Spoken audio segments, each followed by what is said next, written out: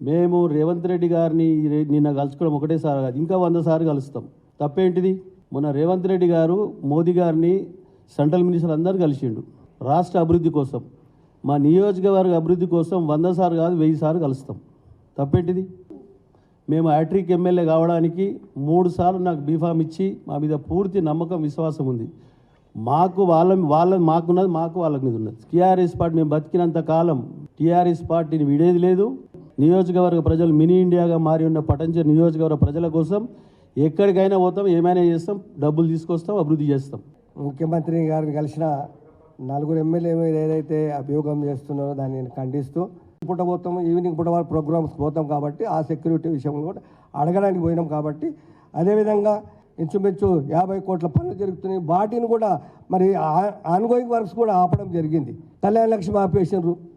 ఎందుకు? మేము మంత్రి వచ్చినాక ఇస్తాం ఇచ్చిన అది మరి ప్రజల గురించి ఉన్నాం కాబట్టి మేము ప్రజల తరపు నుంచి ఇవన్నీ కూడా అడగడానికి పోయినాం కాబట్టి దీంట్లో మరి రాజకీయం అది కాదు. పుట్టిందే ఈ పార్టీలో, చచ్చిందాక ఇక్కడే ఉంటాం కాబట్టి నేను వేరే పార్టీకి పోయే అవసరం లేదు. మాకు పత్రికల్లో పెద్ద కథనాలు వస్తూ ఉన్నాయి, మీడియాలో ఏంటంటే మేము ఏదో పార్టీ మారుతున్నట్టుగా, మరి రహస్య చర్చలు జరుపుతున్నట్టుగా, సీనియర్ నాయకులు ఎవరో మమ్మల్ని టచ్లో ఉన్నారు కాంగ్రెస్ పార్టీకి సంబంధించిన వారని చెప్పేసి చెప్తాను. దీన్ని తీవ్రంగా ఖండిస్తూ ఉన్నాము. మా నాయకుడు కేసీఆర్ గారి పైన పూర్తి నమ్మకం విశ్వాసంతో వారి నాయకత్వము పనిచేయడానికి మేము ఉన్నామని మొన్న కూడా స్పష్టంగా చెప్పడం జరిగింది. మేము కేసీఆర్ గారి నాయకత్వంలో మేము పనిచేస్తాం.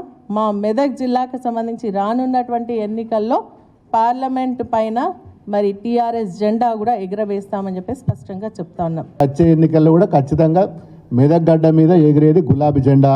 మా పార్టీ ఉన్నంతసేపు, మేము ఉన్నంతసేపు గులాబీ జెండా నిష్పెట్టి, కేసీఆర్ నిష్పెట్టి ఎక్కడ పోయే అవసరము లేదు, మాకు ఉద్దేశము లేదు. మేము ఇప్పుడు కాదు, మళ్ళీ ముఖ్యమంత్రి గారిని నిన్న కలుసుడు కాదు, ఇంకా 100 సార్లు కూడా కలుస్తాం. సమస్యల మీద మా ప్రజల కోసం అందరు మంత్రులను కలుస్తాం, ముఖ్యమంత్రి గారిని కలుస్తాం. మరి ఇంకా 5 సంవత్సరాలు మ్యాండేట్ ఇచ్చిండ్రు. మరి ప్రతి నెలకు ఒకసారైనా కలుస్తాం, 2 నెలలకు ఒకసారైనా కలుస్తాం. ఏ అవసరం ఉన్నా కానీ ముఖ్యమంత్రులను, మంత్రులను, చీఫ్ సెక్రటరీలను అందరినీ కలుస్తాం. అవకాశం వాళ్ళు వాగ్దానాలు ఇచ్చినా తీయకపోతే కూడా దాని మీద కూడా అన్ని విధాల పోరాటం చేస్తాం.